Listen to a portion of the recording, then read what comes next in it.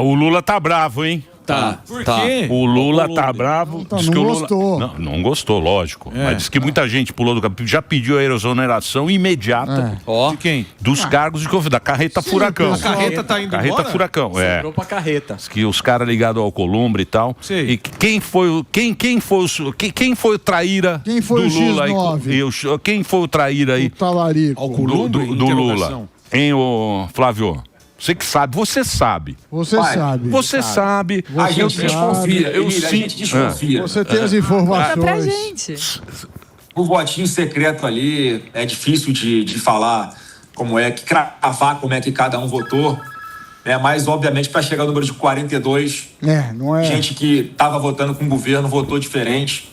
Eu acho que pesou o seguinte ali, ontem até, Emília, eu cheguei a falar que não tinha feito uma articulação e tal, mas por causa daquele momento, eu não gosto de ficar tripudiando em cima da pessoa que acabou de sofrer uma derrota, né, que obviamente é muito vergonhosa para ele, né? Então, naquele momento, eu preferi falar que apenas tinha pedido o voto contrário. Mas, na verdade, houve sim uma grande articulação que eu participei, especial na terça-feira de manhã.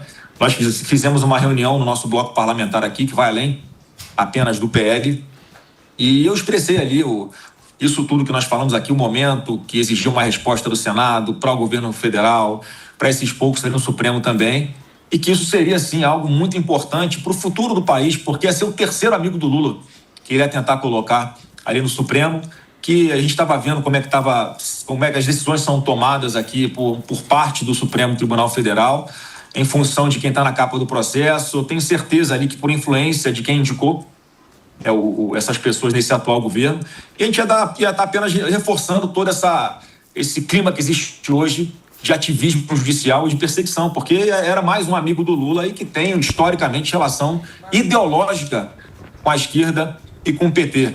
Então, em função disso e também da expectativa que já havia, não há uma promessa com relação a isso, Emílio, mas há ali um sentimento de que o presidente do Congresso, Davi Alcolumbre, pode ser que paute apenas após as eleições essa questão de um novo indicado para o Supremo Tribunal Federal nessa vaga que era do Barroso. Nessa vaga nem era do governo Lula. Ele antecipou a saída dele para que Lula pudesse indicar. Então essa vaga não era de direito dele. E essa expectativa de mudança do governo pode ter motivado, já que eu sou uma pessoa que transito bem aqui no plenário do Senado, no plenário da Câmara, as pessoas me conhecem aqui na política e sabem que uma indicação minha, porventura, lá na frente, né, se fosse por vontade de Deus, jamais ia ser na linha de colocar alguém lá que promovesse perseguição política aos adversários, né? Então, isso tudo pode ter pesado e vamos ver se o Davi, se é que o presidente Lula vai enviar para o Senado Federal um novo nome e, em caso ele indicando, o Davi tem duas opções. Ou ele não aprecia, ou ele apenas vai apreciar esse nome após as eleições, ou no ano que vem apenas, se o atual governo for derrotado, como acredito que será, porque a única certeza que eu tenho é essa, que o Lula não será mais o presidente do Brasil a partir de 2027. Eu só vou fazer um break agora para a Rede de Rádio. Muito obrigado pela sua audiência, muita gente acompanhando. Flávio Bolsonaro está aqui ao vivo com a gente, está lá em Brasília. Daqui a pouquinho vai ter outra votação. Ele está disponibilizando o tempo dele para bater um papo com a audiência do Pânico, que nesse momento é muito grande em todo o Brasil. Legal. Vou fazer um break rapidinho para a Rede de Rádio, para você que está acompanhando nas plataformas. A gente continua. Vai lá, Reginaldo. Boa. Aproveitando esse momento de celebração, esse sorriso no canto do seu rosto, Flávio, eu percebo que agora a gente pode fazer uma pergunta direta para você. Você esteve recente agora com o Romeu Zema e falou, verdade. Será? E ao mesmo tempo, será que o Romeu Zema vai ser seu montar a chapa. Vamos montar a chapa, porque agora é o momento que você saiu de um churrasco, comemorou com a oposição, você pode abrir o coração aqui no programa. Minha pergunta. É Romeu Zema ou Tereza Cristina? Interrogação na tela. No pique. Não posso falar agora. Muito bem. Jess, tem pergunta, Jess? Não, tudo bem. Você não pode falar qual dos dois é, mas o nome de Romeu Zema está sendo seriamente considerável. Teve gente que falou que ele está radicalizando. Você vê isso como um problema ou você acha que a postura dele, ativa, até mesmo nesse caso aí do ministro Gilmar Mendes, na verdade é positiva e saudável para a democracia? Na verdade, que o Zema está fazendo é o que a gente já faz há 4, 5 anos, né? Denunciar os excessos do Supremo Tribunal Federal, né? Que bom que esse ano ele também está ali atuando de uma forma mais incisiva. Eu acho que esse é um sentimento geral dos brasileiros, né, que não concordam com perseguição, que querem buscar o judiciário quando se sentirem injustiçados e terem a certeza que aquele juiz vai ser um juiz imparcial, que vai julgar a causa, não vai colocar nenhum outro fator não republicano na hora de tomar a sua decisão e, com isso, fazer justiça de verdade. Então, o Zema está nessa linha e ele é um pré-candidato, está colocado o nome dele, ele está dizendo para todo mundo, Jéssica, que ele vai manter isso aí até o final. Então, a gente está apenas conversando, eu tenho a convicção que todos nós, no final das contas, temos o mesmo objetivo, que é mudar o Brasil. E eu tenho a certeza, mais uma vez, né, que independente de ser no primeiro ou no segundo turno, a gente vai estar junto, né, porque hoje essa eleição é completamente diferente da de 2022. Na de 2022, o Bolsonaro estava lá sozinho, sendo atacado por todo mundo. E nessa agora está o Lula sozinho, ele será atacado por todo mundo com verdade. Diferente do que ele fazia lá atrás, com mentiras contra nós e com a ajudinha, claro, de parte do Tribunal Superior Eleitoral, que desequilibrou a disputa em 2022. Esse é mais um fator diferente esse ano. Não haverá esse desequilíbrio, porque hoje nós temos um TSE composto por pessoas imparciais, de verdade, que não vão promover perseguição política a lado nenhum.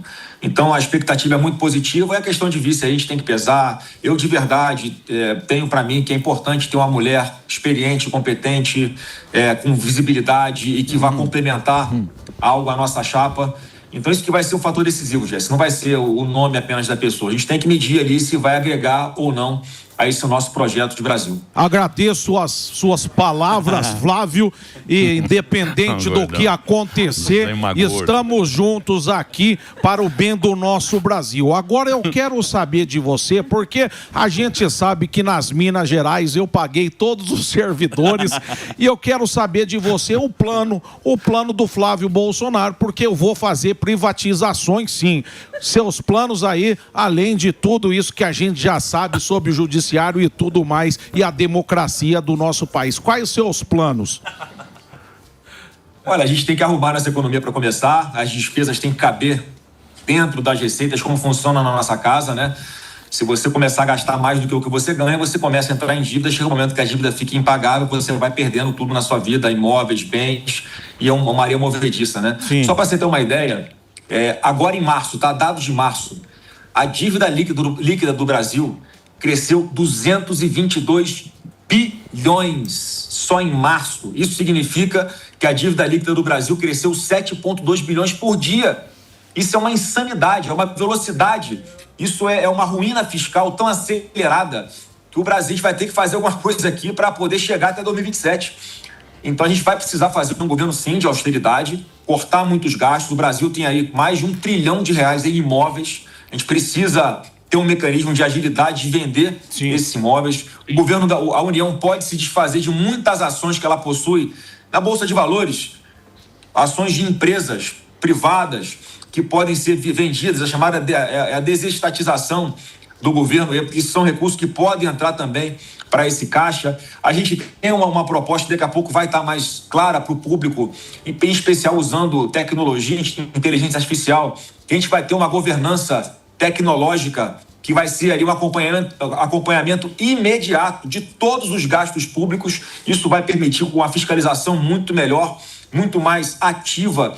A gente vai conseguir economizar algumas dezenas de bilhões de reais com isso. Boa. E esse dinheiro vai ser usado, uma parte, sim, para poder pagar uma parte dos nossos juros, uma parte tem que ser usada para infraestrutura, projetos que vão ficar para as próximas gerações.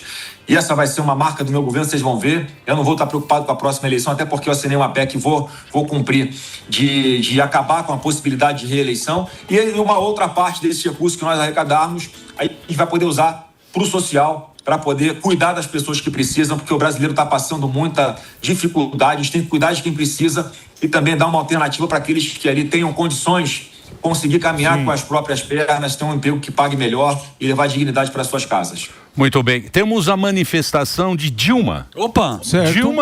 Dilma está aqui, tem essa manifestação da Dilma a respeito da votação de ontem, Flávio. Que é isso? Não sei se você está recebendo aí a nossa querida Dilma. Uma salva de palmas para ela também participando desse programa. Pois não, meu querido. Fala, Flávio, tudo bem? Pergunta sobre tretas e divisões.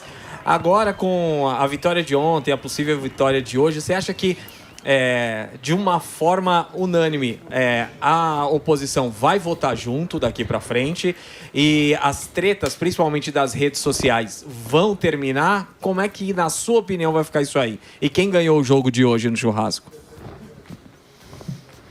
Bom, para começar, quem ganhou o jogo, obviamente, foi o meu time, né? Deixei 3 gols marcados ali, registrados. Obviamente, ali o pessoal, na hora de chegar perto de mim para tomar a bola, tomava um certo cuidado. Mesmo assim, o time oposto vinha, dava totozinho no calcanhar, cotovelada, tentava jogar sujo, mas a gente jogou limpo, com um time muito bom, conseguiu vencer. É assim que a gente vai fazer com o Brasil também. E com relação aí a essa treta na direita, gente, uma coisa a gente tem que deixar muito clara. Nós aqui somos... A direita, ela tem seres pensantes de verdade, pessoas que pensam diferente. E, no fim das contas, todo mundo quer a mesma coisa. Todo mundo quer mudar o nosso país. Eu faço a seguinte analogia, cara. Você vai... Já que estamos falando de futebol, né? Você vai para dentro do vestiário, cara. A gente, troca ideia ali, se xinga, fala mais alto com um, com o outro. Depois a gente se abraça, vai para o campo para ganhar. A diferença é que o que está acontecendo agora parece que tem uma transmissão ao vivo de dentro do vestiário. A gente acaba expondo essas conversas de uma forma pública, o que muitas vezes não é inteligente. Mas a gente tem que respeitar quem pensa diferente. Estou respeitando o tempo de todo mundo. Eu já quero agradecer o PL Mulher, aí que está fazendo postagens falando já da nossa caminhada, falando de Flávio Bolsonaro. E assim que vai acontecendo, de uma forma natural, sem impor nada a ninguém. Porque, mais uma vez, está todo mundo querendo a mesma coisa e todos têm a consciência que o único caminho que tem é pela minha pré-candidatura, que está colocada e, graças a Deus, consolidada e crescendo a cada dia. Albeta. Senador, o Alexandre de Moraes, recentemente, determinou a abertura de uma investigação contra o senhor por uma suposta calúnia contra o Lula. E muitos eleitores seus temem uma inelegibilidade. O que você tem para falar sobre isso? Tem essa possibilidade? Não tem essa possibilidade de inelegibilidade, porque esse é um processo que, em tese, ele demora um pouco.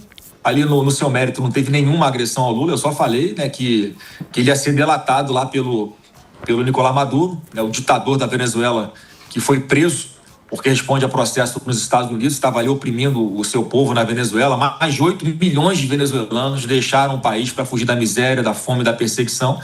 Então eu fiz apenas um post falando isso, dizendo que o Foro de São Paulo, que pratica mesmo, ali, é um grupo político na América Latina e América Central que se une, os governos se unem para se ajudarem, cometem uma série de crimes, né, desvios de dinheiro, enfim, uma série de atrocidades. Ele resolveu me processar por calúnia que não existiu. Agora, vamos lá, sendo muito, muito franco, eu percebo que há sim um movimento de alguns ministros do Supremo, em especial da primeira turma do Supremo, para, de alguma forma, deixar ali essa espada apontada para a cabeça de alguns, porque eles estão vendo que a gente vai vencer essas eleições, eles estão vendo que no TSE não vão conseguir nos sacanear como nos sacanearam em 2022, e eles estão tentando, de alguma forma, criar ali um mecanismo para que o Lula possa usar esse atalho para não passar pelo TSE, usar ali a primeira turma do STF para, nas questões criminais, tentarem me atingir de alguma forma, tentarem me censurar de alguma forma ou causar algum prejuízo para minha campanha. Isso é um movimento que eu lamento muito. Eu espero de verdade que o presidente do STF, o ministro Edson Fachin, faça alguma coisa para controlar essa casa, para evitar esses desvios de interpretações, essas ilegalidades, burlando a lei, burlando a Constituição, burlando o regimento interno do STF, para tentar mais uma vez interferir nas eleições.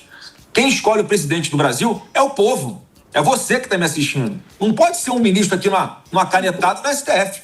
Ninguém vai aturar mais isso. Então, acho que o ambiente político no Brasil está mudando. Não há mais espaço para esse tipo de gol de mão. E eu espero de verdade que essa minha previsão não se concretize.